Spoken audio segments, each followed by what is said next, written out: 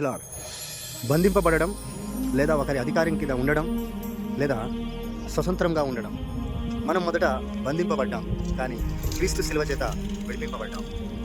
ఒకరి కింద ఉన్నాం, అంటే సాతాను కాడి కింద మనం ఉన్నాం, కానీ అక్కడ నుండి మనల్ని ఆయన మరణం ద్వారా తిరిగి మనల్ని విడిపించాడు.